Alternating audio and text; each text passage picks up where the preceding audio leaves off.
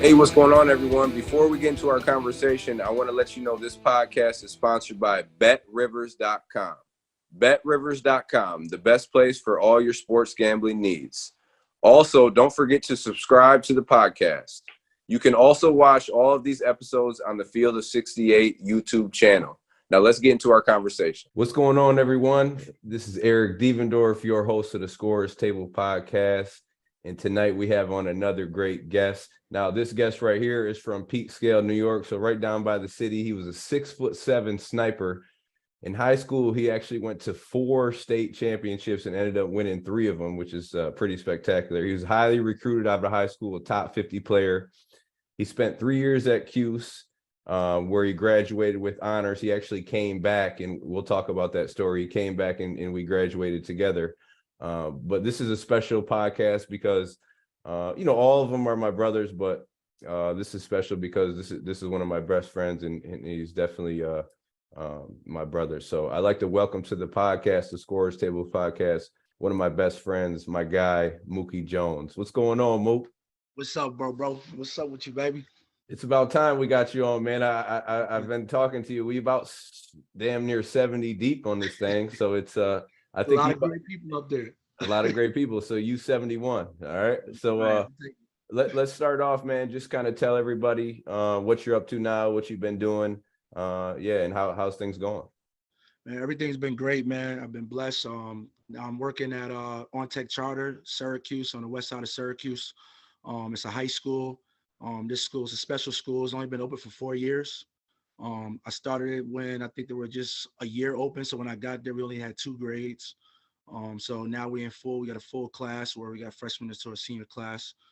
So we just been building over there. I'm also the head coach over there as well. I'm the dean of students, athletic director now this year. So it's new, high school JV and varsity coach for the boys basketball team. So I'm wearing a lot of hats in this place, and it's been amazing. It's been an amazing run. So we just been building there.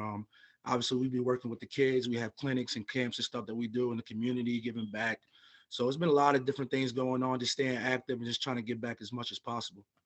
Yeah, so Mook, me and Mook, we do a lot of stuff in the community together. My business ED23 Hoops, before that even was established, me and Mook we're just a 2-man duo going around the whole central New York, all over the state of New York, really just we were running high school practices, running camps and clinics, and doing individual work.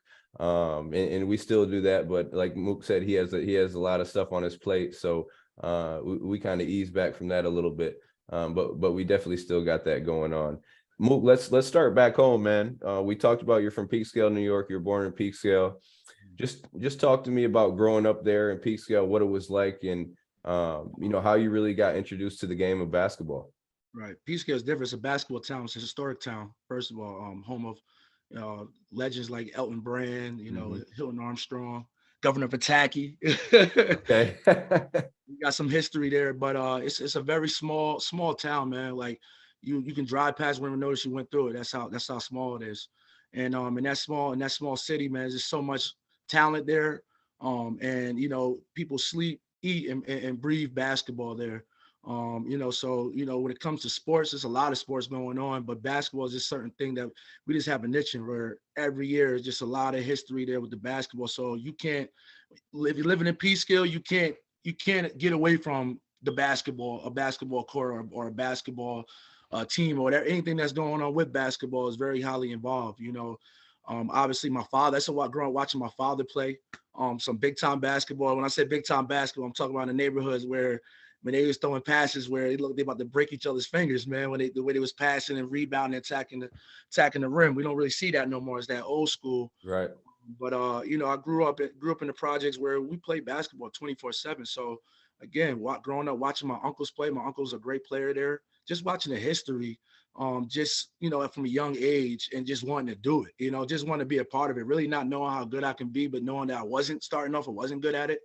You grow up first with your friends, hooping in the backyard. Everybody's killing you. The tallest one there, everybody's trying to dunk on you and on the little fish rims and stuff like that, man. And instead of hiding and running from that, we don't do that because you'll get picked on where we come from. So you either figure it out, or he's gonna be that dude that just always gonna be, kind of the test dummy that everybody's, little guys trying to dunk over and stuff like that. So it started there. And then just the history of the basketball, like I said, with Elton Brand, man, those guys have built a culture there that lasts forever. And just growing up, man, you just want to add to a legacy. That's what it started being about. We would travel. We had a recreational team. We start with rec basketball. Everybody's played that. If you're a basketball fan and love basketball, we started playing recreational, man. And there used to be some high competitive, some games there. We were scoring 40, 50 points. So it started there. The love for the game started there. And then we started traveling out, playing against local teams like Newburgh, Poughkeepsie, Austin, New York. We would travel. We started going to the city where I started seeing a lot of these guys like Kimball Walker and the young Kimball Walker and those guys out there.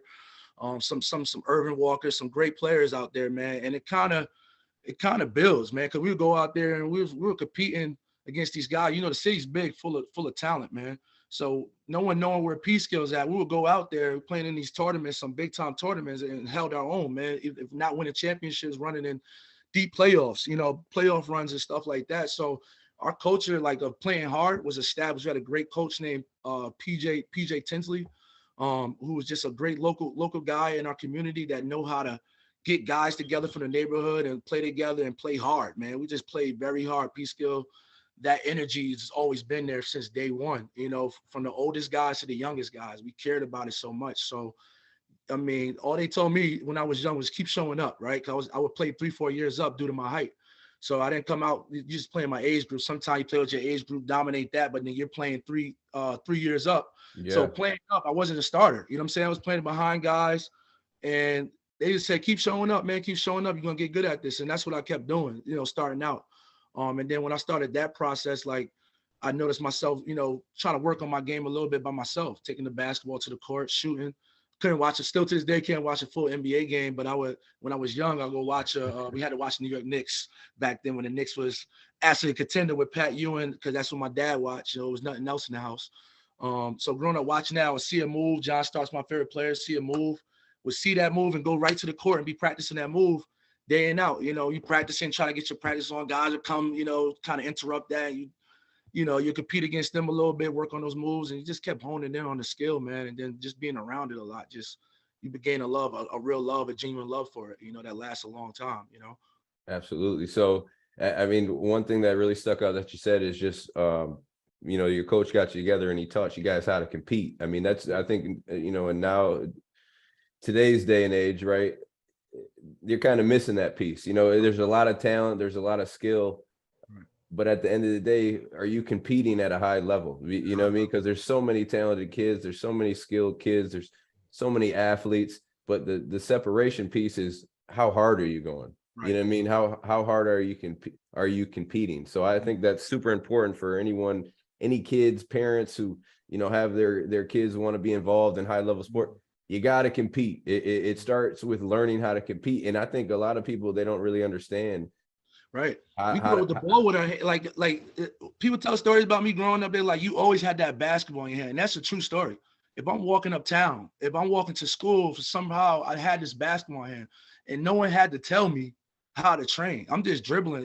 It's cracks in the road. You can lose the ball, but I'm like, if I can get past that, that's like controlling the ball. Mentally, mindset, I'm already training myself without even knowing. That was training myself. I'm dribbling, throwing the ball behind my back off the wall so it can ricochet and come back into my hand, not knowing that that's going to be a skill to be able to be a good passer and certain things like that. But no one really had to tell us to get out. Just got done working out a kid. I'm like, no, my mom never had to tell me to go outside and work on my game. Exactly. If we got to tell you, then it ain't for you. It ain't for you. It flat out. If we got to tell you, it ain't for. I was just listening to something that Kobe was saying, and he was saying, if I got to force you, if I got to tell you or ask you, and it ain't for you, bro. Once or twice, whatever it is, I shouldn't even have to do that. It's about you coming to me or you just wanting to do it. Like it shouldn't be anything forced. When did you know, bro? At what age did you know? Damn, I'm pretty good. I could be pretty good at this. I would say like 6th, 7th grade. Okay. I feel like that's kind of late, with basketball, because again, I grew up everybody was better. You know what I'm saying? Like, those guys in your neighborhood, it was like this guy's going all the way. I wasn't that guy. So, I didn't know what it could be until you start seeing certain things change. It was the changes that was happening in approach with people. I think like 6th, 7th grade. I think I played I played locally. Again with my city, we had a local team, and we would travel. And then when people like when I started playing my age group, it was a lot of chaos, man. Where's his birth certificate at? Like, those type of things were happening. Like, we go to Yonkers, we have brawls out in Yonkers, man, like big brawls in certain places because it was, I'm at the age I am, but I'm taller than everybody. So they think we cheating, all type of the game, a little physical. We play physical, we play hard, and you start to notice it then. But then when I think it was a time where it was a change where I think other teams, other AAU programs see me that, was on an AAU circuit for real, like select teams. And I remember, that coach PJ Tinsley I was talking about, he made a game plan, not just for me, but for our whole city, looked out for everyone. But these teams like Gauchos wanted me, Metro Hawks wanted me, Westchester Hawks wanted me. And it was like two other top tier programs in the city. I don't know if they're still around, but I know Gaucho's still around. But these are top AAU programs. You want to play big time basketball. You want to be on these teams. That's going to get your exposure when it comes to college and pros and stuff like that. But I remember just playing, and these teams wanting, and this particular coach said, "Look, this is what we're going to do. We're going to try out for every team that wants you. Right? We're going to bring 3-4 of our top guys in each age group." We went down with that, end up winning state championship with these guys, but we didn't know that. We're young kids. We go out there, we try out for Gauchos, we try out for all these teams. We made basically every team wanted me, basically. So he said, "Mook, whatever team you choose, that's the team we all going to. You're going to be able to play on their circuit to get more exposure and stuff like that, but they're going to basically fund our city youth teams. And so if I'm going Gauchos, there's going to be a 14 P-scale Gauchos team. Like, you know what I'm saying? I'll be able to play some games with them, but I'll be on the circuit with these teams traveling across the world." So that's when, like, I went there and there was some top players there. And then when I went there, and city guys is tough. So when you go there and you find yourself competing with them and then you're like, "Oh, I made that team," you start to look at it a little different. You know what I'm saying? So around that 6th, 7th grade time, like I started to notice things was kicking in. But it really got me when, like, I think it was it was I played modified 7th grade. So after I played AAU, we had a team. We qualified for nationals. We lost in the regionals, and we had to go down to Baltimore to super regionals to try to make nationals. We ended up making nationals, coming in 3rd place. And that following year, I played modified coming up. And then that 8th grade year in school, I said they wanted to play JV in 7th grade, but I was intimidated by the guys, older guys in my neighborhood. These guys, I'm scared of these guys, like 7th grade. I'm just a little soft, you know what I'm saying? So I didn't try out, you know what I'm saying? It's a little bit too rough. So come 8th grade year, I'm not playing no school sport. I just want to play with my friends. I was one of those kids. So I didn't go to modified trials. I didn't go to JV trials or varsity trials. I was at recess, literally at recess, playing balling like we do. The head coach, Coach Panzanaro, who's a legendary coach, would say he set a record for a lot of wins, about 500, 800 wins in high school basketball. And he came, everybody knows this guy in a small town. He came to recess and said, "Mookie, you come with me. You made the team." So I'm like, and then looking back at it, these could be little vibes, but everybody know my older brother played for him. We're 6 years apart, whatever the case is. So I'm familiar. But, he took me, said, "I'm taking you to get your physical." Just like that. Took me to get my physical. And once I stepped in that gym in 8th grade at varsity, I had to be good. You know what I'm saying? Like I didn't try out for this team.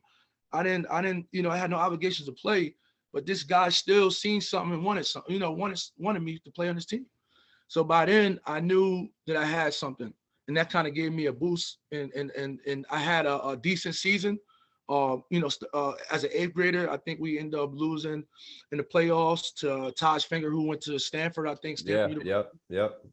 And everybody was saying then, like, the articles that were coming out. I remember being in the store and going to get a traditional bacon, egg, and cheese sandwich. And I'm just there. I turn around. I'm on the front page. I'm seeing my ugly mug on the front page. And I'm going, "Man, what the scared me? Who that guy?" You know what I'm saying? So those little things right there let me know I was working with something then. And then the people, you would start being in your ear about how good you was, you know what I'm saying? But also I just wasn't listening. I think a lot of people seen it, but I didn't see it in myself. But it took certain things like that for me to start to feel like everything that everybody else seen, you know? So sixth, seventh, eighth grade, middle school, you Yep. really started to kind of come into your own, even though you weren't gonna play for Right. real, you know what I'm saying? But the varsity coach, he saw this 6'7" lanky dude could Right. shoot the basketball, handle the basketball, and it was no way he was gonna let that slide by, my Crazy man. thing, he wasn't shooting yet. I didn't Okay. get a jump shot until my junior year. So I was just at that then. I played center at 6'3" in eighth grade, blocking shots. I'm talking about big time guys, 6'7", big guys in our conference in our area. You know what I'm saying? And then out there holding it down as a center, starting as an eighth grader. You know what I'm saying? So those things was like, that was that. Like, like that was just that right there. I didn't know how good I can get. I didn't know later on I would get a jump shot like 15 different forms. So you can only imagine how much work we had to put into this, having coaches every day on you. And then switching from that, going to a great AAU program, all these things, man, was just amazing experience, and just the right thing that I needed to be the player that I end up becoming, you know what I'm saying, later on. So when did the recruiting process start for you? And what was the first school that you got a letter from? I want to say Syracuse. That was the first letter you ever got? I think that might have been the first interest letter. You get the letter with the picture on it. We want, all that stuff like that. So I think Syracuse is one of the people I got the interest letter on, far as I know. It was straight from that. Like, and that was like eighth grade. Yeah, like the end of eighth grade summer. Yep. So what schools started once the recruiting process started? You started to get into 9th, 10th, 11th grade. What grade did you really start to see, like, all right, you go home, it's all type of mail at the After crib? freshman year, it wasn't even getting home, B. It was in the school. It was in the school. The guidance counselor was coming with stacks of. We still got them in duffel bags. Yeah. With letters from for schools. Start with 2 or 3 schools and stuff like that. Syracuse, you get the little interest letters, and then it just started climbing. You start seeing Kentucky, you start seeing Wake Forest, you start seeing all these top schools. The letters again, it's not really saying, hey. I used to drop them in school, and my classmates would bring, you dropped your scholarship. I'm like, I can't have 100 Yeah. scholarship. You know what I'm saying? Like, they didn't understand the whole how the thing worked, but it was interest letters, man. They were piling up in the school. You know what I'm saying? We were getting them out to school. They wasn't coming to the house. And I couldn't imagine it coming to the house. My mind would have had a fit. Yeah, I remember, because I remember when I'd get them at school and to the house. When they came to the house, I remember I'd walk home from school, that mailbox would be falling out of that mailbox. Right. You have a rubber band on it. You know what I'm saying? Be a rubber band on it. Something crazy. The mailman was like, "Damn, what's going on?" Like, right. you know what's going on, motherfucker. What you mean? We getting it in, yeah. Right. So we talked about it in the beginning, bro. You were able to do something rare. You know what I mean? Win 3 high school state championships out of the 4 years. You went to 4 of them, you won 3 out of the 4 though.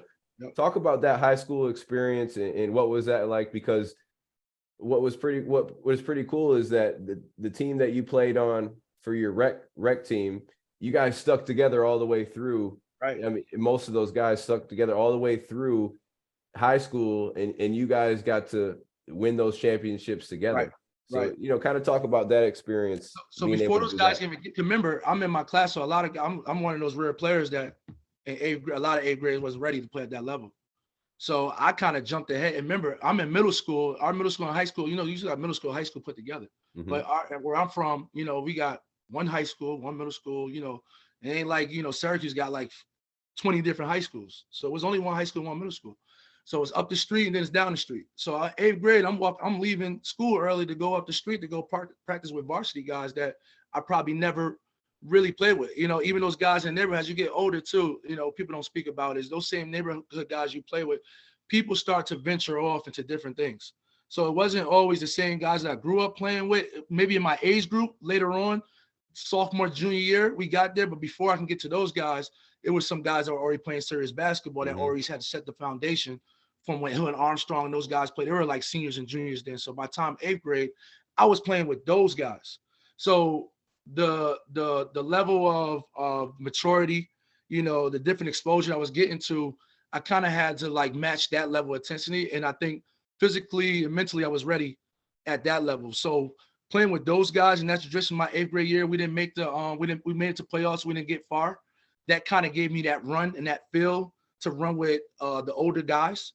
But then coming into freshman year, now some of the guys I started to play with, we're there. You know what I'm saying? We're coming back. I remember at the time, like, that same coach that recruited, he was in the midst of working with Elton Brand. So he was traveling. He was literally traveling back and forth between Elton and high school season. So our assistant coach would pick up and be the head coach, right? He was like a Mark Jackson for us, getting us to play hard. You know what I'm saying? So he kind of honed in. I think that's what made our high school coach come back. He was like, whoa, wait, you got Mookie playing like this. You got these guys playing like this. This next year, we should be competing. We should be a championship contender team. So, when he came back and put his expertise on it, guys were already ready. Then I had another summer of AAU and training with some top players like Kevin Jones, Shaw Kirkpatrick. Those guys started coming in. Now, when it came back to the varsity thing, we was like, we were kind of ready, far as roles definition and just being challenged that way on the court to get better. You know what I'm saying? Coach was challenged after the 8th grade year. Coach was like, all you did was dunk and block shots. What more can you do?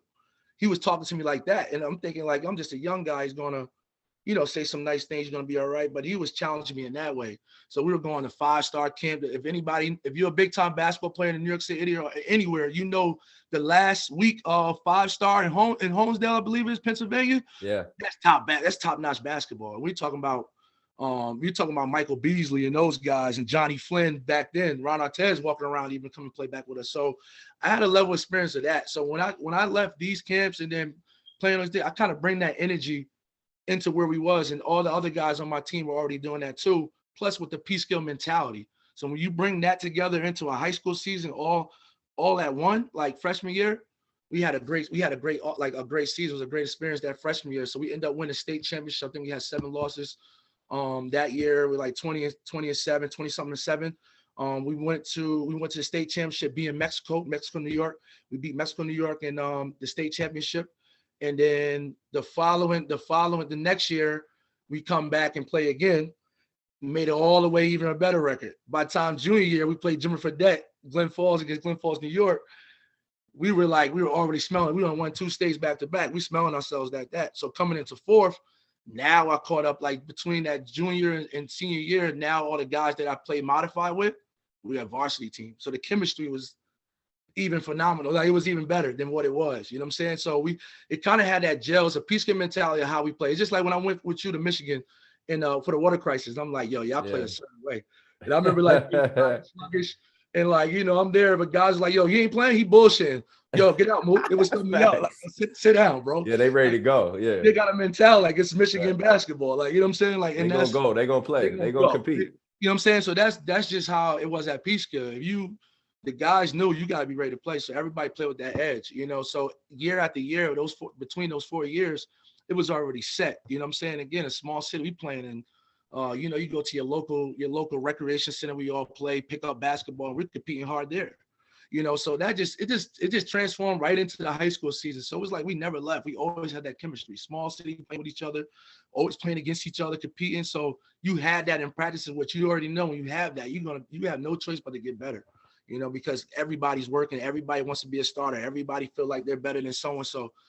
As Coach would say, it was a dysfunctional team, but that's dysfunctional because everybody felt like they were the best and they were better than somebody did something more. But it was a thing of being able to get on a team and be able to work together, which help you, basically that chemistry builds championship teams, contending teams. And that's how we was able to just build off and capitalize off of that with the tradition that was already set before we even got there. Everybody wanted to put that Red Devil jersey on and just, get in that circle and get down and say whatever the traditional, everybody got a warm up thing before they come out.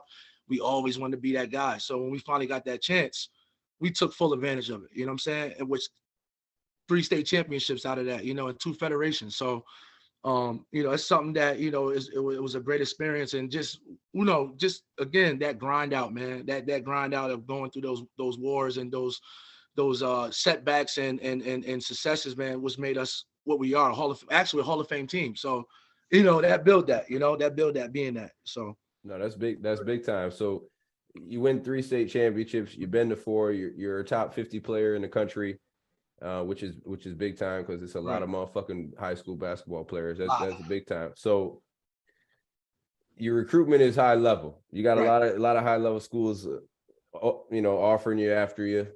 Mm. What schools did it come down to, and why did you eventually choose Syracuse?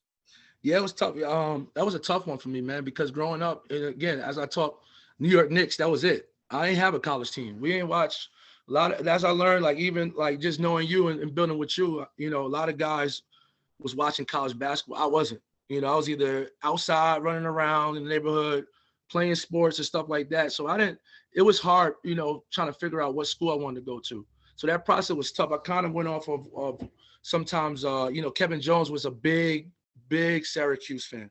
So, and that was my best friend. That was my brother. So I kind of started watching it there.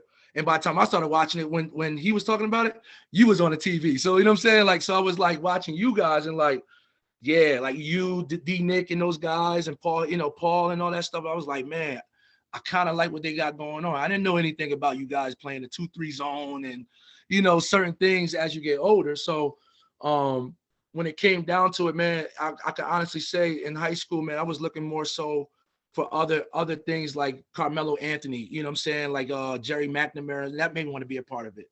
You know what I'm saying? But when it came down to choosing those schools, you had so many schools. I remember walking in the room, I had 60 schools to choose from. You know what I'm saying? My mom and dad is in there. I didn't even know my mom, I didn't know this meeting was going to happen. You know, I knew about the schools I was recruiting, but walk in the room and coach said, hey, we got 60 schools down here. You got Kansas up there. You got Memphis up there. It was some top schools down there that didn't end up in my top 5. You got, you know, the Miamis, you know, you got every Division I, basically every Division I school you can think of was on that list. And we're talking about knocking it down to a top 5, top 10 right there in that one session. Now, again, like I said, you know, the mindset of going to college where I come from wasn't a big thing. You know, back then my mom would say, hey, I just want you to graduate high school. You know what I'm saying? Because that was back then, that was like not a thing for people. You know, you probably wouldn't make it out by the time you're 18, you know, whatever the case is. Some guys dropped out of school. So it was just make it out of high school. That was the limit at the time. We didn't think about no college and how far this can take us. So the mentality of choosing a college wasn't the same as everybody else. I didn't have a school I always wanted to go to. So when I'm looking like who got the lights going off in the arena? Who got the, oh, you ain't got no name back of your jerseys? Nah, nope, I ain't going to your school. You know, those type of things. I wasn't Yeah. kind of looking at it. I wasn't thinking about what type of education program did you have, you know, offer, you know, what returning guys you got there. Who wasn't thinking about none of that? You know what I'm saying? Because again, recruiting is going to be perfectly. So when it came down to it, you know, I did have the mindset of thinking like, you know, if I went to a Miami, you know, they would probably win me over because I wasn't a guy thinking in that way. If I went to Miami, they probably give you the best of the best and I'll be sold the minute I stepped out there, you know, and that warm weather and, you know, just all those beautiful things they have to offer, you know, better where I come from. So I went with the schools. I was in love with Syracuse, so that was automatically one. I did want to go to Kansas and stuff like that, but you know, my dad was like, "Yo, what if something happened to you out there and we can't get to you?" It was those type of things as a parent because they haven't been to college. You know what I'm saying? So they didn't know like these things would, you know, help you. I end up in the right place, but these were my mind set off. Memphis after D Rose them just got done playing in the national championship and those guys. So I'm looking at that standpoint, but just, you know, being mindful about what my parents were saying, being mindful of what everybody else is saying, and what makes sense. I end up picking for my top 5. I think we ended up with St. John's, DePaul, Rutgers, who else was it? Marquette and Syracuse. Yep. Those are the 5. And if you look at it, it's all literally Big East schools. You're right. You know, those are Big East schools, and they're not too, Chicago's out there, you know what I'm saying? But it ain't too crazy as going all the way to Kansas and stuff like that. And, you know, so it came down to that, man. But it was a very hard decision. And I just remember like when the process of starting the visits, we all been through that, right? You know, like I done been to Rutgers a few times on an unofficial visit. You know, I remember going out there and getting to play with those guys a little bit and stuff like that on an unofficial. And that was cool. And I was like, I know I can play there because I went there, you know, again, Rutgers ain't never beat us when we was at Syracuse, but you know what I'm saying? Like my level of being able to play at that level was cool. But I got to play at Marquette. I love the tradition and all that. But when I got to Syracuse, man, the chemistry was just a perfect fit for me. It was like where I needed to be. You know, seeing how hard you guys was working individually, just seeing just how the programs run like a pro program. Obviously, I had the best recruiter in the world in history, Mike Hawkins, recruiting me. You know, him calling me 6 a.m, talking about the 30,000 in the dome when Georgetown is there and trying to, you know, visualize, you know, me hitting the last shot. The dome is going crazy, baby. Leaving the voicemails and in the morning, you know, coming back to your high school games. Everybody got Syracuse hoodies on and stuff like that. And I remember, you know, my high school coach was like, you know, sleep on it. You know what I'm saying? And you wake up and you still thinking that, then that's going to be the right fit for you. Obviously, Coach Boeheim and those guys have shown some great effort. And I always tell the story. These guys, when you're good, to another level, coach will come get you. And I remember, Coach Boeheim. At an open gym, I had Coach Boeheim, Mike Hopkins. I had Rick Pitino and his assistant, who's probably coaching somewhere. I had Ed Pickney from Georgetown. I had Seth Greenberg from Virginia Tech. And I had Ed Pickney, Villanova. Ed Pickney was at Villanova at the time. Villanova at the time, Villanova, yeah. I said Georgetown, right? No, it was it was at Villanova. Yep. And then and I had Tom Crean from Marquette, all come in for just an open gym, right? They had no interest in nobody, they just show them like, yo, we here. It was nothing I can show them that was going to wow them to steal them, but I think that was just there to show like, yo, we're really interested in you. So, just speaking to them, had Boeheim come on in-home visits. And then once I got there, I was kind of sold. And I had Scoop as my host. So I remember going to a football game, right? And Scoop Johnson Ruckers left. And Scoop was like, yeah, you might as well commit now, man. Like, he was like, you might as well just commit now. Like, forget all what you got. You don't want to go there. We're going to beat them. You want to be on that team. We're going to trash out anyway. You might as well just commit right now. So I was just like, I think I called my coach right there. Yeah, coach, I think I'm going to go to Syracuse. And I know he was like, what the hell is going on? What did they tell you? What's going on? So that kind of fueled my decision to pick Syracuse. And, it was just a crazy experience for me, man. And I never regret the decision I made, even though basketball wise on the court, those things, there was some things going on there, but just the whole experience of being there made a man out of me, you know what I'm saying? And has obviously built me to do even bigger, better things that I could dream of. You know what I'm saying? You took a 17, 16-year-old kid, took a chance on a 17, 16-year-old kid, and I could always forever be grateful for Coach Boeheim for that, man, because he didn't have to do that with all the players in the world. So these people just putting that energy into me, I just wanted to play for Syracuse. I couldn't see myself nowhere else. You know what I'm saying? Especially, I was just a big fan of you guys. I was a big fan of you. I seen Johnny and Paul play multiple times in the state championships, being from New York. I wanted to play with those guys and I wanted to be a part of the Orange Nation, man. I couldn't see nothing else. No doubt. I mean, a hell of a decision. So, right. I mean, well, let's talk about your time a little bit at Syracuse, because you mentioned that it was some ups and downs at Cuse. Yep. Just talk about your overall experience, what you learned from that time there, and what really helped you see it through, because you were there 3 years, and then you had a year off, which you were doing it by yourself, but then you were able to come back. Like I said in the beginning, we came back together and right. We graduated, we went on campus and really went to class and graduated. So just talk about your overall experiences, the ups and downs, and what really helped you see it through, and who was there for you to help you during those times. Well, like I said, man, just from the visit, man, to being there, Syracuse is it's what you make it of, man. Like if you're there, one thing about Syracuse, they recruit you, you gotta come in and work. You gotta put your work in. There ain't gonna be nobody chasing you down to go do a workout. You know what I'm saying? That's one thing. And I think I always look back. More when you look back. When you get older, you get more wise. You start looking back. Yeah. And one thing I've been telling people lately, like, you asked me this 10 years ago, I'm gonna say, oh, Coach Boeheim was hating on me and all these other things. But when you get older, you gotta look at yourself. You know what I'm saying? That's the hardest part. I think it's the hardest part for a 17-year-old kid to do. And I look back and I honestly don't think that I was mature enough and ready for college. So that was the one thing I think as far as a setback was I was used to being the main player from P scale. Even with those talented players that I played AAU with, I was still one of the top 3 options. I was like, still a top 20, top 50 player, even amongst those guys. You know what I'm saying? So I'm used to having the ball in my hand, all that. But you get to Syracuse, you got Eric Devendorf, you got Johnny Flynn, you got some dogs. You know what I'm saying? Like, and you guys were just at a whole different level mentally on the court that I don't think I was ready for. You know what I'm saying? Me and Chris Joe came in there. I remember like Paul had us in there all summer, man, playing one-on-one full courts at the Dome. I don't think there's no one can say they've done that since we've been. Paul probably sneaking in. And he's lying, saying, yo, coach said we got to be in there. You know what I'm saying? We doing workouts with Kabilis, and then we go and play this man one-on-one. Sometimes Johnny would come and we're playing against him and Sexy Dex. Oh man, sexy Dex Dex. is balling. Dex is balling. You know what I'm saying? He's getting a run for our money, man. We going in there. And Paul is, and now I know Paul, he's filling us out. You know what I'm saying? He's calling. When I'm doing a cross, he's saying cross and reaching and stealing the ball. I'm like, yo, this dude is a maniac about this basketball. Like, I done fought teammates and battled and played at the and talk junk, but this dude right here, he's on a different level about this. You know what I'm saying? So that was Me and Paul fought. We fought before. Me and yeah. Paul. You know, we should get Paul would have whooped me. Paul would have whooped me, but I had to motherfucker. Get that shit off me, and then and that's as far as it got. But I competing.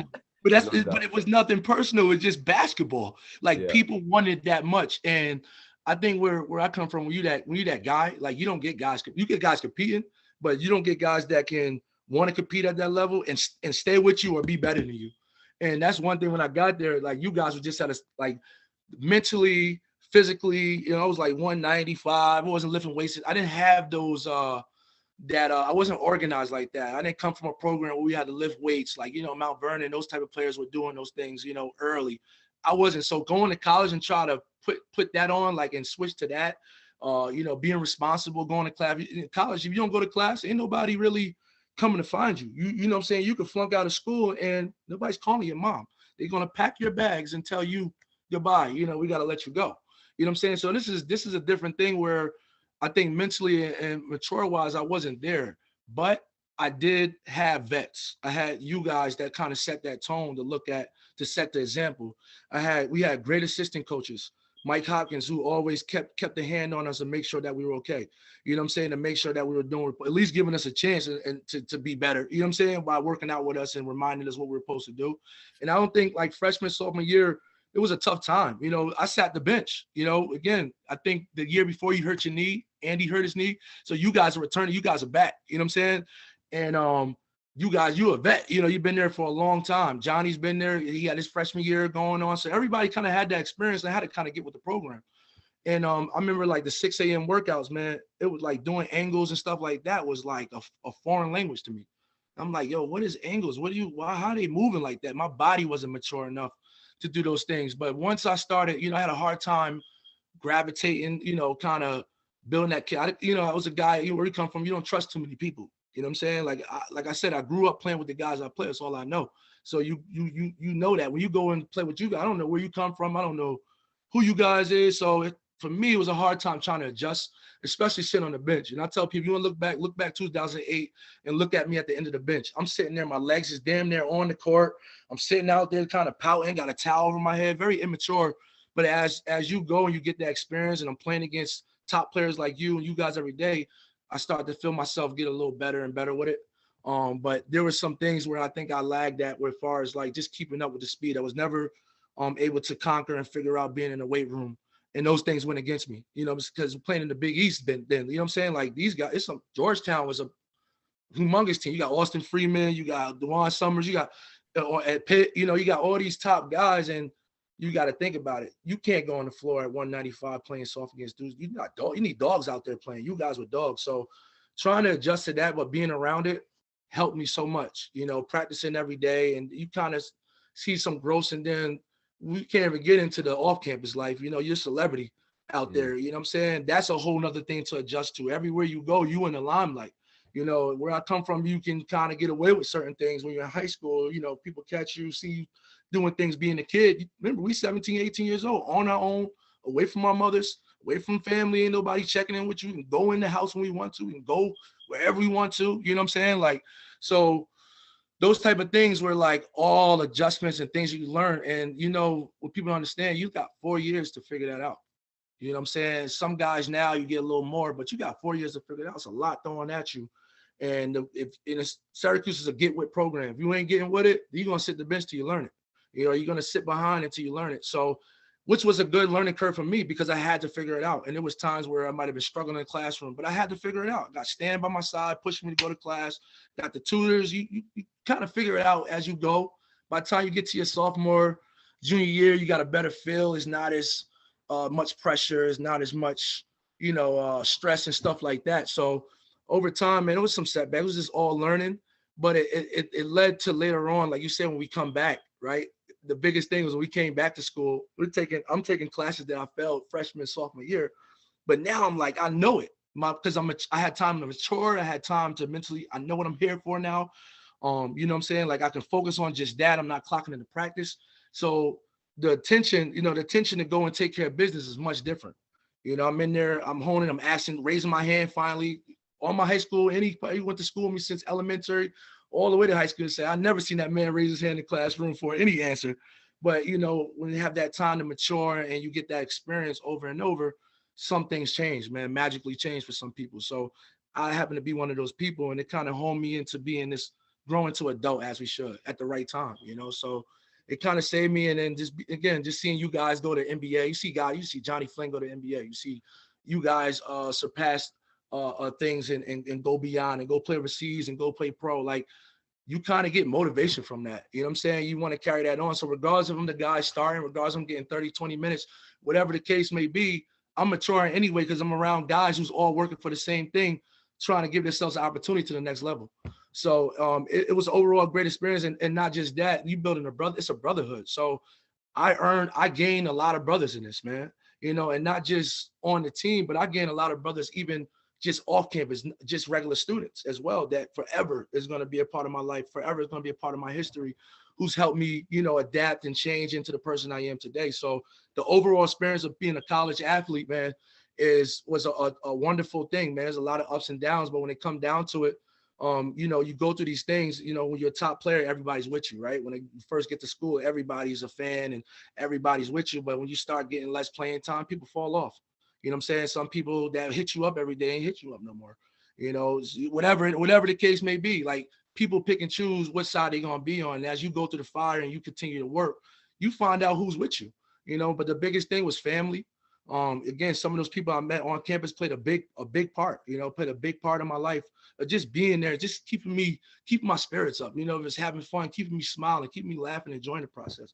Because most guys go through this, what I went through and transfer. You know what I'm saying? But when I was going through it, I can honestly say this. I was saying I had opportunities to transfer. Top guy like me had an opportunity to transfer. But something didn't sit right. Like, I'm a loyalty guy. And I'm just like, if I can't make it here, I can't make it nowhere in life. You know what I'm saying? This is the top of the top. It's the best of the best. If I can't compete and play with these guys at this level, then I probably ain't got no chance nowhere else. You know what I'm saying? And the love probably won't be the same. And this is too much to walk away from. We getting on private jets. You know what I'm saying? The food, the flight attendant know, Birdman know who you is. You know how much extra chicken sandwiches you want. You give James a stack of Kit Kats. You know what I'm saying? Like, this is love. No matter what it is, it's love. And this is something that you want to be a part of. And I'm a guy that's about unity and being part of the family. So this was a perfect spot for me, man. And you learn a lot of things, as you go through a lot. As long as you allow yourself to go through it and you learn from your mistakes, you're going to make mistakes. Nobody's perfect. A lot of us made it, but how many people learn from that? You know what I'm saying? So that was just a big thing, you know what I'm saying? And I think that went a long way into where I'm at in my life now, because now I'm that vet now where I can kind of give it back to the young guys that I'm working with, or anybody. You could be an adult, and I can share my experience with you. I can help you go a long way, because I've been to the top of the top where, a lot of guys don't get that experience, and people wouldn't know that you go through those things. And for us to overcome that, you have something to give back always. You know what I'm saying? Yeah, no doubt, bro. And like you mentioned earlier, you could have been that guy who transferred and ran away from the problems instead of facing it head on. Mm-hmm. At what point did you decide to be like, you know what, fuck it, man, I'm going to deal with it. I'm going to do what I got to do, even though I may not be playing. I'm going to see it through. I'm going to come back. I'm going to get my degree. I'm going to finish up the school that I started at. Mm-hmm. And then I'm going to, like you're doing now, I'm going to fucking give it back to these kids who were in the same position that I was growing up. And now I made it. Right. And I'm going to tell them what it takes. And then when I got there, I'm going to tell them what to do and what not to do, because I've been through that as well. So what was the turning point for you to be like, I'm going to fucking do it. I'm going to see it through? It was never a question. It was automatic, bro. I just like, even though I felt that in my heart, when you young, you gotta give yourself some time to figure that out, man. And I just didn't know, like I said, quitting wasn't an option, man. Like, even when I was there, I talked to coach about transferring damn near every year, man. That man was like, You know what I'm saying? Even though I was sitting the bench, he was like, nah. So that kind of just fueled that into, like, I remember calling my parents like, nah, I'm gonna stay here. I'm gonna stay here. And then when I went through the situation I went through being suspended, you go through your process of, being down and trying to find yourself. It's like rock bottom. It's an embarrassing thing. You know what I'm saying? But the thing was, the key was family, bro. The key was family. The key was all the people before Syracuse, the Syracuse fan base and the Syracuse world can see me. It was the people at home that backed me up. It was the whole Westchester, the whole 914 that saluted me. The people that I probably, they probably grown. I mean, I had little kids, man, when I played in high school, come and become fans when I was just a sophomore in high school, and I would give them my MVP trophy and stuff like that. So you're not representing just yourself, you representing your family, you represent the whole community, you represent the whole New York State, you represent the whole county. So you kind of want to rep that first, and then just by law, I had two kids. I had my first child when I was 17 years old. So that was just automatic. Like, I can't be no bum, for me, where I come from. And I'm gonna be all the way raw about it. Like, I remember when you get suspended and you go back home, your experience can be like, yo, we'll give you a pack. You know what I'm saying?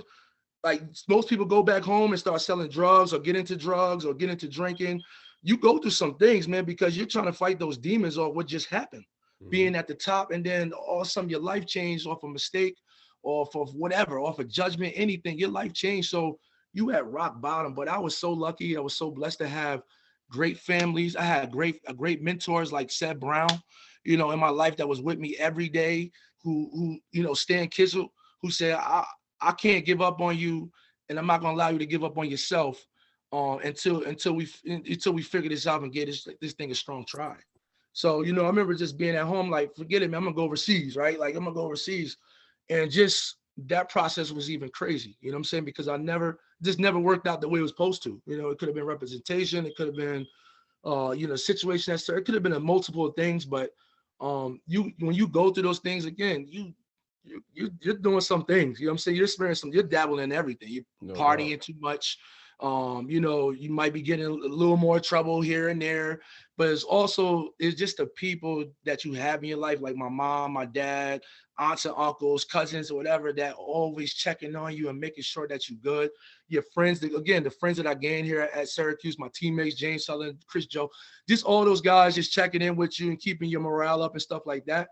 That kind of give you the edge to keep pushing through. Cornelius Vines, you know what I'm saying, we was playing in Utica. So when I was suspended, I was playing in what do you call it? The King of Kings tournament, tournament out there. And that kind of gave me an edge, because those are guys that's coming back from playing pro. And you got guys that's playing college. You might see some Syracuse ballers in there. So those things are already motivating you. But I think it was the time where when I go home and I'm spending more time with my kids, my two kids, and I'm at home, so I'm playing. I'm still trying to do professional, right? I went to Amsterdam. I'd have been in certain places, but before we got to that, I was still on campus for a while when I got suspended.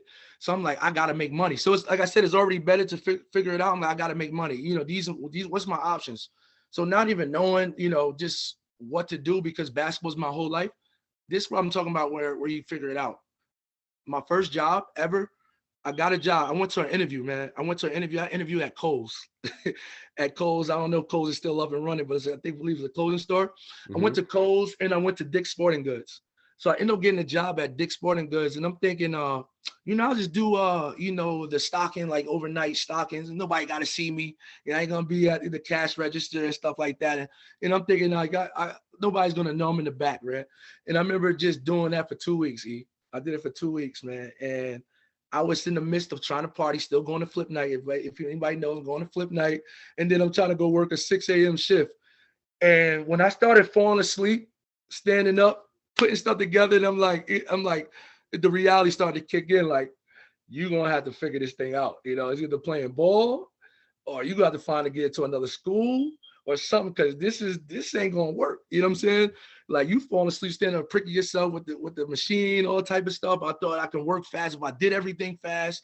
Maybe I won't have no work. I could just chill the rest of my shift. It was like, man, go out and pull the weights and put the weights on aisle 2 and stuff like that. I'm walking the weights. People like, Mookie Jones, what do you do? What you got my work shirt on? It's things like that. And my cousin John called me and he's like, yo, you want to try out for the, I get you a tryout with the G League. I think it was the I forgot what team it was, but it was the New York Knicks, part of New York Knicks at the time with Brent Greenwald.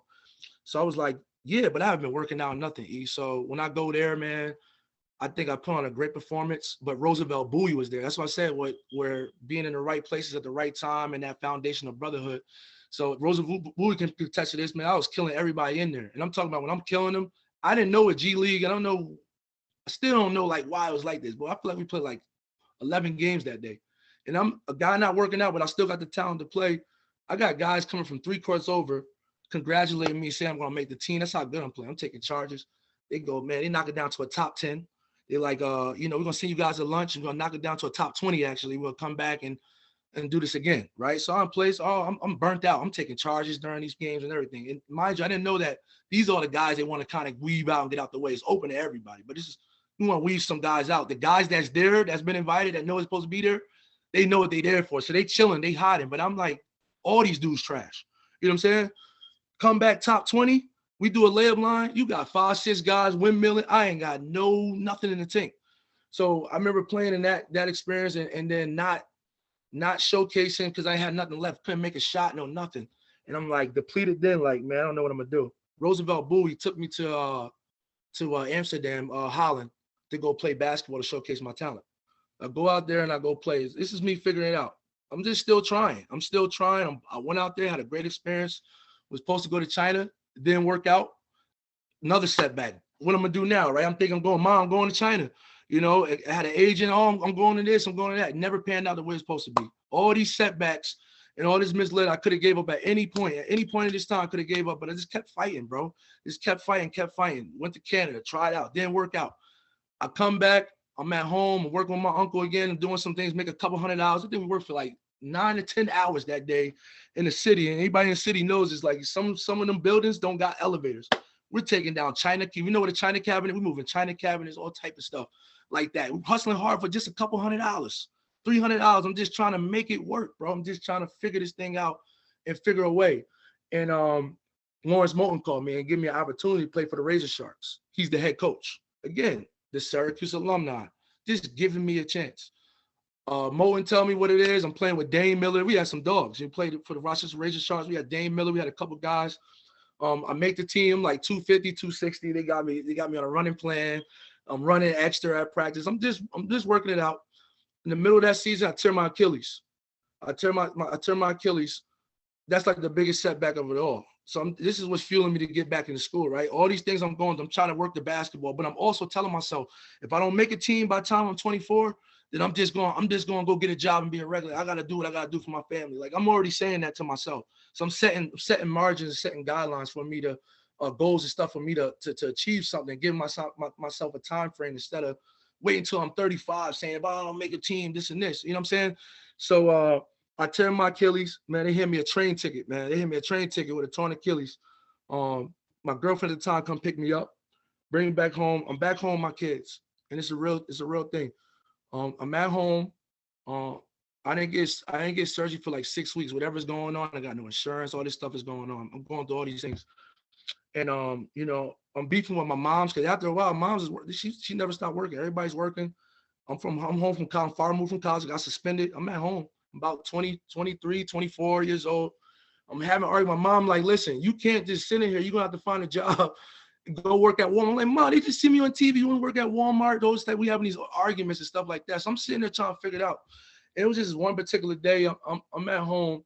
My kids is just as beautiful as they are, man. Just having fun. My youngest daughter is jumping on my cast with the Achilles that I turned. I'm like, just sitting there letting her do it. But I looked at them as a glimpse. And I'm like, I gotta do it for them. I gotta do it for them. I gotta go back to school. So that's how the ball started rolling with me going back to school. I'm like asking my cousin, what we got to do? Dad, who we got to contact? So they start getting in contact with, sir, we got to do this and this, this and that. So we go through the process, man. And I forgot to say, when I got back, I was suspended. So, when you suspend, you got to write an appeal to get back in school. So that kind of took away my eligibility because I never got accepted for that. But when I made that Razor Sharks team with Moulton, I got a call saying that it was lifted, that I can start back anytime, you know what I'm saying, to come back and graduate. So that was already there. There was already a plan B. So if this don't work out, this is what it is. But at the time, I'm still thinking basketball. I just got done playing. I'm getting back active. But when I got a torn Achilles, I'm sitting at home and I'm having these discussions with my mom and stuff like that. I'm like, it's time to pull out plan B. So what we got to do? So we do everything we got to do, man. We get up, we get up there. Again, my mindset is different because now I know that I just went through all this stuff and these things wasn't work out. Something has to work out. One thing that the only thing that can stop me with school is me. You know what I'm saying? Again, I know what type of student I am. I know what my learning style is. I know how lazy I am. I know how irresponsible I can be. And I'm just telling myself then, like, you got to be on it. You're going to have to be on it. You have to lock in and figure it out. You know, some of the things I learned of being on campus, communicating with professors and all those type of things that I probably didn't utilize. Here's my second chance to do it again. We're just doing it again without basketball. So when I start that process, bro, it was just, I don't know if you was there yet. I don't think you even came back yet. Yeah, you was actually. When we started together on time. Mm-hmm. So I remember just coming in, you know, going to the first class, and I think you had came back because you just had surgery. You know what I'm saying? Back surgery, yeah. Yeah, back surgery. And you was like, I think you was just working out, whatever. And then I think you went there, you didn't get cleared, you came back. And I remember you was like, man, how does this process work? I said, I just talked to Joe Fields at the time. Joe Fields would save me, set me up with a tutor, set me up with my classes, gave me a game plan, what we we're going to do. And when I got back in that classroom, my mindset, bro, was just, I was locked in. And a lot of these classes that I was taking was the incompletes that I got, you know what I'm saying, that I had to take over, the things I never finished. So when I'm in there, I'm just, it's like, it's funny how when you're in college as a scholarship player, you're in the classes, but you're not fully paying attention. I can vividly remember like being in those classes when I was on, like, you know, as a player, having headphones in, watching Kevin Hart during classes and stuff like that. You know what I'm saying? Really not giving a shit. You know, not giving a shit at all. You know, people laugh again, people laugh and stuff like that. That's being immature. But this time, it was locked in, and I didn't forget anything. That was like everything that was being taught. It's like I heard it already. So I was like, but I didn't know where it was coming from. You know what I'm saying? But I was answering questions. I took a religion class. I was answering questions, talking to professor. Professor remember who I was. That was a great thing too. They all remember who I was. So just the chemistry of feeling like this was my time and it had to work. I was just locked in and relentless about it. You know what I'm saying? And just always connecting with my teachers, just trying my hardest to get these grades on papers. I remember I cried in the office of a science teacher because she was telling me this is not college work. It's not college effort work, but she don't understand. This is the athlete that really didn't apply himself to do the work, trying to do the work. You know what I'm saying? I was just crying like, how I tried my hardest. You know what I'm saying? Have my mom read it. You know, and again, just engage, bro. Just like we would do the game, we want to get better. I just wanted to be better at this. I wanted to conquer this. I just didn't want to get by. I didn't want to get a 65 and get by. I wanted to get an 80 to a 90 and conquer and prove something that I can do it. You know what I'm saying? I can do this for myself. And just going through that process allowed me to get through it because it was nothing that can just take me off my path, bro. So it just ended up working in my favor, staying in contact with those teachers and just busting my ass every day. Then on top of that, when I had you there to motivate me, that was even more because I was with some familiar face. Again, we probably even talked more than 10 words when we played together. You know what I'm saying? Because we were just different. We were different then. You know what I'm saying? But now I got you every day. We working out every day. You waking up, we waking me up 6 a.m. We running the stairs and shit. We doing all type of stuff. And that just kind of kept that energy to where it needed to be, bro. As far as growth, man, far as that growing part. And then basically it just all worked out in the right way. And then just having that mentor, Seth Brown and those people, Julian Reynolds, those people in my life, man. Like when I said I was so thankful for what they did for me, I was like, I'm gonna pay y'all back one day. And they told me then, like, you know, you don't owe me shit. You know, you don't, there's no money in the dollar in the world that you can give me to repay me for what this is. You just make sure you give it to the next individual. You know what I'm saying? You make sure that you don't let the next one make the same mistakes without telling them what's ahead. So again, finding yourself again, coming back to school, taking those practical class. I went to Elmcrest. It's a long story. I went to Elmcrest, work with children that don't get to go home. It's kind of like a group home. Working with those kids and understanding where they at in their life, and someone noticing that I had a gift with working with children. You know what I'm saying? Like, you should think about working with children. These type of things were happening like right there. It was it's like God was writing my plan as I was going. As long as I walked forward, that plan was going to be right. Now, if I didn't do anything, I don't think none of these things would fall in my lap. So it just, when you put yourself in the opportunity, you give yourself a chance by showing up. That's half the battle. What I tell kids, that's half the battle. When you show up, great things happen. You are who you are. You know what I'm saying? Your plan is what your plan is. But just showing up led to that, bro. I didn't know half the things I know now. But if I didn't try, if I didn't give myself a chance, I wouldn't know how to give that kid advice that you're talking about. Like, how do we know how to tell this kid what to do? Because I went through it. I allowed myself to go through these things. I allow myself to be frustrated with these things. I allow myself to be vulnerable about these things to give myself a chance. So once you do that, and then you keep good people around you, you're learning. You're constantly learning. It's like never ending. So you gain all this knowledge, and then you kind of figure it out for yourself. So now it doesn't matter where I'm at in life with any individual. I got all this knowledge and all this experience to give to you. So it's like, it ain't nothing that these kids can show me that I haven't been through. It ain't nothing you can tell me I haven't been through. Like, I'm always going to find the positive route to tell you on how to get something, but you have to find it within yourself.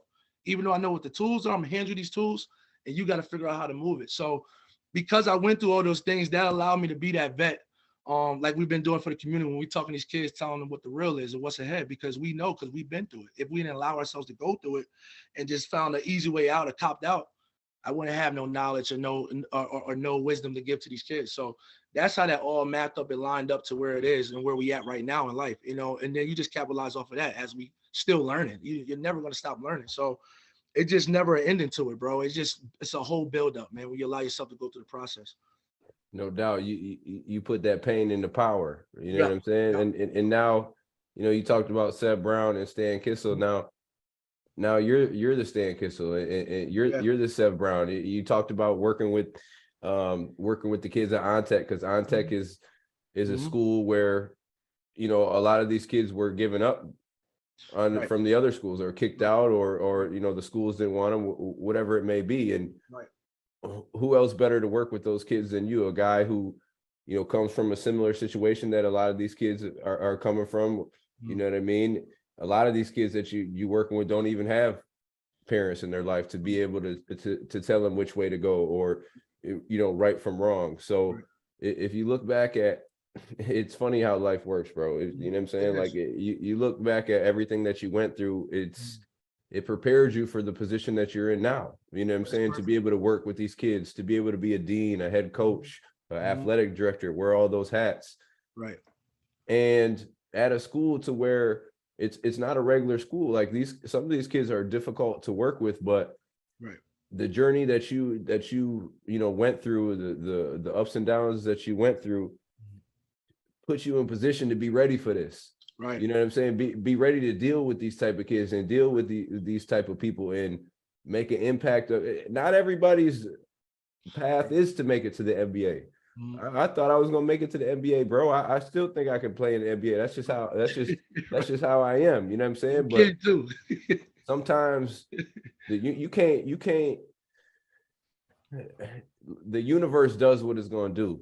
You know what I'm saying? You can't fight that. You know what I'm saying? And I think what you said was awesome, that you kind of surrendered to what was happening, meaning you let it happen and you dealt with it as those things came. And now where you're at working with these kids, I mean, they're going to be better for it because they found you. They found somebody who has been through everything that they may be going through right now. So I'm going to give you these things that you need to know to how to deal with it, or the things to be able to look forward to.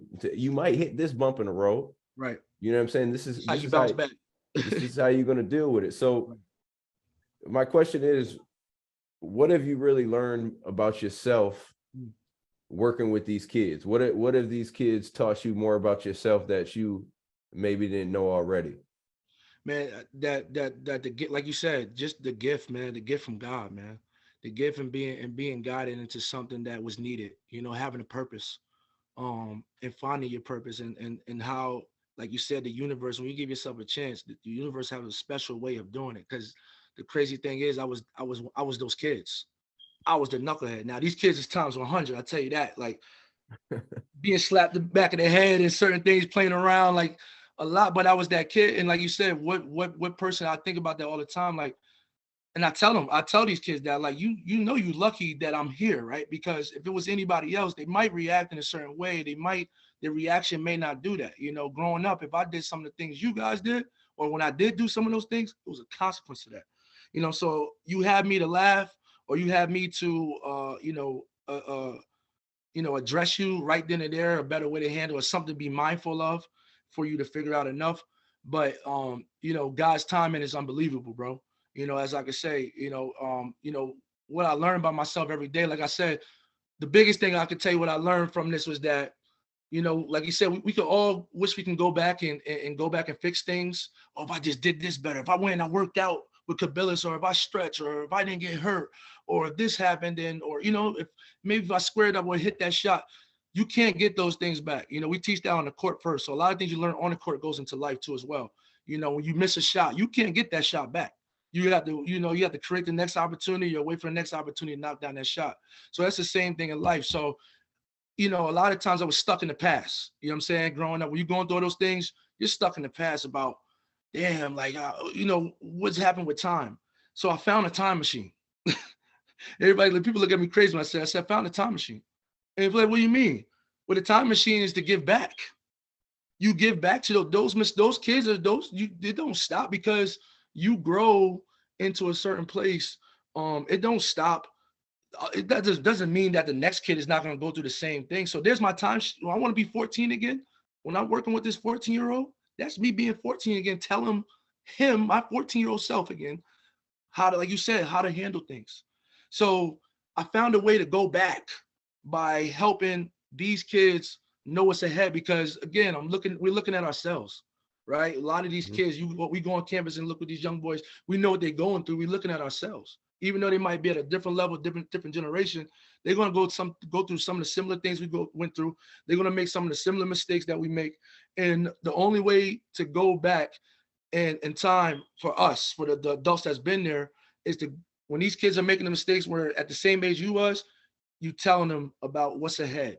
And if you don't fix it in this time frame, this is what's going to happen. And luckily, I found out how much true that is. Because again, like I tell my kids all the time, tell my players now, I could just be a guy just talking shit, blowing smoke up your ass. But what do you say when I'm telling you, I'm embedded, I'm telling you every day, and I'm passionate about it. I get so passionate about it with these kids, I get into tears when I'm talking to them. Anytime I'm giving wisdom, tears fall out my eyes. Because it's not because I'm just that emotional person, but I'm also telling them something that they just have no clue about. Like I didn't have no clue about. It's just like when adults was trying to tell us, and we thought we know it all. So I'm looking at myself saying, yo, you don't even know. And no disrespect to these kids, but they're not built like us, like how we were raised. It's different cloth. We're built from a different cloth. So you're telling, again, I'm 6'5". I got lucky to have the talent and have the height enough to be blessed to play at a high level where I can get some other opportunities. A lot of these kids ain't 6'5", especially my young men. They're not 6'5". They're not top athletes. They're not the top educated kids. They're not top of their class. So if you don't fix some of these things and try changing your mindset now, when you get older, it's going to get harder. You know what I'm saying? So I learned that, like, how much value I have in life and what my purpose is of working with these kids and how important I am to it. Because, like, let's say, for instance, yesterday, I'm at an AD meeting all day yesterday, right? And maybe a couple of adults know, but whenever I'm not here, it's not just me, any staff member. We're all important. But I know particularly for myself, when I'm not there, and someone told me this when I was working with elementary students, when you're not there, there's certain kids that wake up every day looking forward to see your face, looking forward to see your presence and energy. You matter. I matter. Growing up, you be at Syracuse, I didn't feel like I matter. I'm sitting at the bench. I don't matter. But and even though I did, everybody plays their role. But and where I'm at tonight, I mean, not tonight, but where I'm at today, and going through the experience of now in the process where I'm working with kids, and you start to see things differently. Like, I really matter to these kids. So I have to be on top of my game. I can't have another situation where I'm being caught into some bullshit like cyberbullying and all that bullshit. If a motherfucker talking shit to me on the street, you gonna get 20 passes, bro, before you get a reaction. Because I'm not just living for just myself.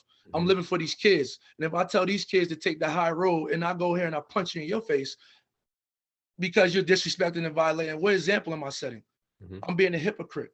So these things have to stop. And not only that, for my own kids, you know what I'm saying? In general, just being a good person. So you realize how much you matter and what your value is in life, especially when you're working with kids, and how important it is, because like you said, a lot of these kids don't have this at home. The way I'm talking to these kids in school, a lot of parents are not talking to them like that and not tapping into it. And there's nothing wrong. It's not, I want to say nothing wrong, but you can't even blame the parents, because sometimes some of these parents even have it. Mm-hmm. It's You just a some cycle. So how I look at it, when I walk into school, these are not my students. These are my little brothers and sisters, and I'm responsible for you. I'm responsible for your life. I'm responsible for everything you do. Like I tell them, can't nobody harm you in my care. I'm gonna put myself out there. You ain't gotta worry. All you gotta do is show up and do what you're supposed to do and be a kid, and allow me and everyone else in here to teach you the rest. That's what we wake up for. You know, I let kids know from the gate they come in, hey, I'm not your enemy. You think I wake up 9 o'clock? I hate the mornings. You think I wake up 9, 10 in the morning to come here and have an attitude with you and start with you? No, I got an attitude with you because you're not where you're supposed to be. And I know if you don't go where you're supposed to be, I got to see you for another 3 years. I don't want to see you for 3 years. I want to see you go graduate and go get a scholarship, the same opportunities I have if possible, or get something that you can't see right now later on in life, like I couldn't see, but now I see it.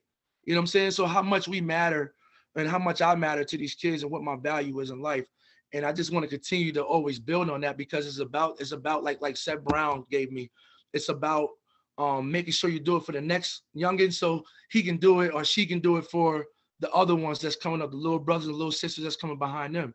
It's a fraternity, it's forever fraternity and sorority, but you know, with brotherhood and sisterhood. Like, you want to keep the legacy going. How do we make the world a better place? Just get one, just help one, and then just keep going like that. Just keep going like that, and watch how many kids gravitate to you. You know what I'm saying? So we out here trying to make the world a better place in the area, just the area. I can't do it for the whole world, but when I help that one individual or a couple of individuals or maybe a whole school, I know that I'm doing my job of helping make the world a better place. Because these guys that come from my foundation, a lot of these kids would say, you know, what happens, especially at my school, is that I see patterns, I see things, again, that come from that type of neighborhood, that type of background setting. And I try to tell kids right then and there what's going to happen if they keep up with it. What's the possibility that can happen? I'm not a genie, but when you've been through it, you know the algorithm of life of how things can work out. It's not going to work in your favor, right? What you think it is. And it's funny how kids come back later on, just like we would come back to coach and say, Coach, man, like I understand this now. And as I got older, kids come back and be like, yo, Jones, you was right, big dog. Like everything you said, like you read the truth. So now when I'm talking to the next young boy and he doing the same old thing, I get my kids go hard for me. They come back and be like, yo, you better listen, bro. He told me he knows what he's talking about. And that's what helps, you know, find your purpose in life and know that you're doing the right things, man. So those type of things go into it, bro. And that just makes me feel so much better about myself. And it's not about me, because I think I give more to these kids than I give to myself. I give more to not just kids, but I give it to the adults, because it's not just the kids, you know, again, and that's what team brings. Being a part of a team, like I'm a great teammate. I learned that about myself. You know what I'm saying? Like I was a great teammate when I was there at Syracuse, cheering my teammates. So I know my teammates felt that, you know, they felt great with to see me over there. It felt good to see all of us, but I know for sure some of the teammates told me like, man, just having you there, you not just felt like a piece was missing. So you know that. So if you bring that to a team, when I'm in a setting in an environment I'm working, a work environment I work with, like this is the same feel I give to everybody. I'm easy going with everybody. I kind of bring my presence, bring that with everybody. We got Mookie on our team. You know what I'm saying? And that just that purpose of understanding that you are an important part of this puzzle. You ain't the main puzzle, but you are a key piece of this puzzle to make this thing work. And to know that I'm a puzzle in a lot of those, even accommodating you, bro, at certain things. You told me numerous of times how much it's a pleasure just having me there. You find your purpose, man. Like, and that's the role and that's the impact that you want to make on a lot of people's lives. Don't matter if it's kids, don't matter if it's adults, don't matter if it's even if an animal. You want people to feel good and safe and comfortable around you. You want people to be able to make people feel good about themselves, to want to be their best, because they see you out here trying to be your best every day and give them the best. So you learn those things away. And there's so much more that goes into it, so many different aspects in life that can come into this, that you can learn about yourself. And it's a fun process, man. I'm fascinated with it. You know what I'm saying? So I just continue. It's just like, it's never an ending to it. It's like, oh, I felt that. Like, how much more? Like, how much more can I accomplish? I'm like, you know, I'm addicted to it. You know, just want to do better and just keep giving back and keep learning more and more about myself. Because the more I get myself out there and get past my comfort zone in those situations with kids that, that might give me attitude, kids that may not be listening to me. When you push yourself through these things or whatever the situation, if it's a staff member, you find that, sometimes what you're thinking mentally really ain't what it is. You know what I'm saying? It's just part of the process of growing and figuring out yourself to the magnitude that you need to. So that's some of the things that I did learn along the way. And again, I'm still learning. You know what I'm saying? I'm coaching both JV and varsity, bro. And I had to think about that. How many times do you see a coach a JV game in high school, go downstairs to the locker room and come back out, and then you're coaching a varsity team? You know what I'm saying? And there's different things going on. You know how much emotion, you know how much teaching that goes into that. So I'm learning. These are things that I'm talking about. I'm learning. I am a teacher. I am a skill developer. You know what I'm saying? I am a life coach. You know what I'm saying? These things, I am a trainer. I am a great aspect for these kids that have in their life and many adults too as well. You know what I'm saying? So I just want to keep capitalizing, building on that, man. So yeah, that's dope. Everything came full circle. It just sounds like you had somebody do it for you, talking about Sev and Stan, and you really felt that from them, and that's what you are now doing for these kids, for no doubt. Yo, bro, last question. I'm gonna get you up out of here. No. What's your, and I asked this to everybody at the end of the podcast, what's your advice to these young kids nowadays who have dreams of playing college and pro sports, and even more importantly, what's your advice to them if they don't make it? You know what I mean? Because a lot of athletes get stuck and it doesn't work out for them. And then now, like you talked about, they get into a mode where they don't know what to do with themselves. You know, you were a guy who got stuck, but you figured it out. Right, so, and this is a different generation. It's a lot more going on. But what's your advice to these kids who have dreams of playing sports, and what's your advice to these kids when they do hit some adversity, and how is the best way to deal with it? Well, number one is keep pushing for it. All right, that's number one. But I want to key on one thing when you say like don't make it, right? First of all, everybody that's living and breathing, you're supposed to be working hard regardless. From the time you're born, you're supposed to figure this thing out. You're supposed to be trying to involve. That's what we're here for, I believe, to involve and learn as much as we can as possible. So, like my advice would be to kids, something that I started using was, if I'm working hard to understanding the laws of life. Just because you can work, and we all know this, we can contest this. You can work 24 hours a day on basketball, but that don't mean you're gonna make it to the NBA. That don't mean because you put 24 hours in, you're giving yourself a chance. You're giving yourself an opportunity to be seen. And you have to have that the word I would say is understanding that just because you do something doesn't mean that it always have to work in your favor. What you're trying to get out of it is to be the best that you can be at whatever that you're working for. You know what I'm saying? And the only way you can give yourself a chance with that is to try first. And then when you try, take it serious and be relentless about it. Don't let nobody knock you off your path.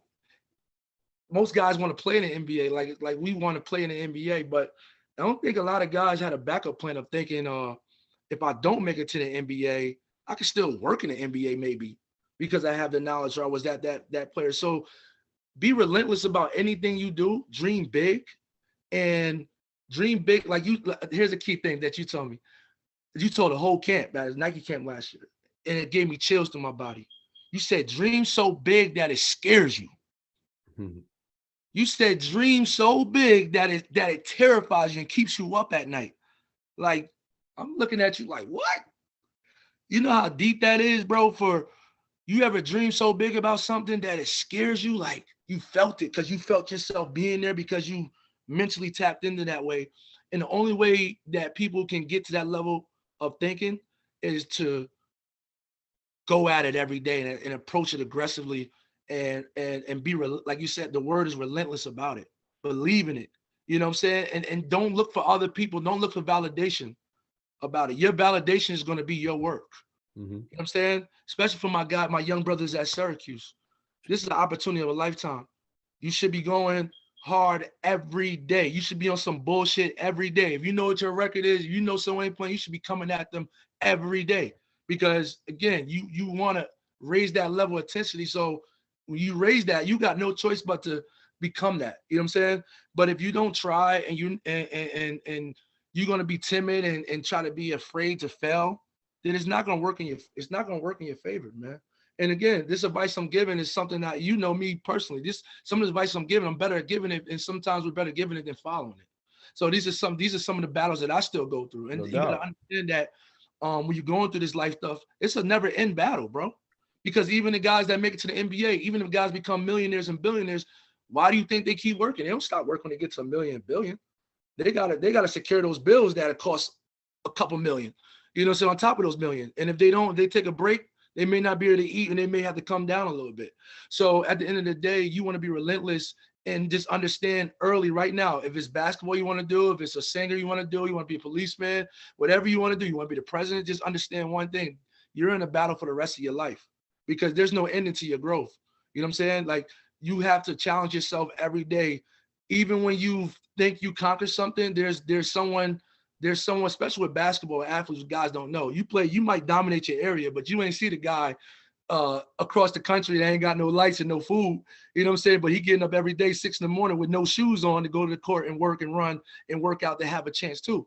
So you gotta outdo yourself every time, compete with yourself and push yourself and see how much that adversity we talk about, how much can you push past those challenges that may stop you or may second guess yourself.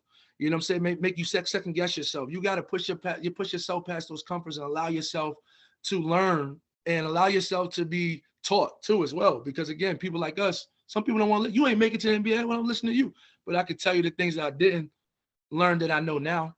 You know what I'm saying? Or I've seen the people that I've been around guys who made it to the NBAs. I know what they did. So I can give you my little bit of advice with that may help you a little bit. So allow yourself to be taught, allow yourself to be vulnerable, allow yourself to not know everything and to learn. You know what I'm saying? Because at the end of the day, like I said, no matter what you choose, like I tell my players, reality is going to teach you regardless. You can say what you want, but I give you time because time is going to tell everything. If you the big dog, we're going to see in a few years how much of the big dog you is because it's a bigger dog with a bigger bark. So if you ain't preparing yourself at that level, you probably won't have, you're going to find out something regardless of how you accept it or how you appreciate it. You know what I'm saying? Whatever the case may be. So allow yourself to keep working and never stop. That'll be my advice to these young kids coming up, and tap into your OGs, man. If you got an OG around you that that did this at a certain level that you're trying to get to or whatever the case is, ask questions. Pay attention. Not just pay attention, but pay attention to the details of the little things that's going on within that person or whatever the establishment is, whatever it is that you're looking at. You want to learn and watch every aspect that's going on so you can learn as much as possible and then figure it out on your own by going through it and trying it. So that would be my advice to the youngest, man, coming up. Yeah, no doubt, bro. That you know what? Super dope podcast. It's just, a lot of times it's about Syracuse stories and basketball, but I wanted to talk about some real shit. Yep. Relentless work at, whatever you want to do, be relentless at it. You know what I'm saying? Because like you said, if you're not relentless, then you're going to give up because it's so many challenges and adversities that are going to be there in life, regardless of what you're doing. And a lot of it you can't control. You know what I'm saying? And I think a lot of times that's what gets people off track. The shit that we can't control fucks with us so much in our head that we stop doing what we want to do for real. You know what I'm saying? Whether it's people telling us we can't, we're not good enough. We can't control that type of shit. Right? We got to be able to control the controllables. And I really love what you said. Be relentless with your work. One thing we forgot too, bro. Being a good person.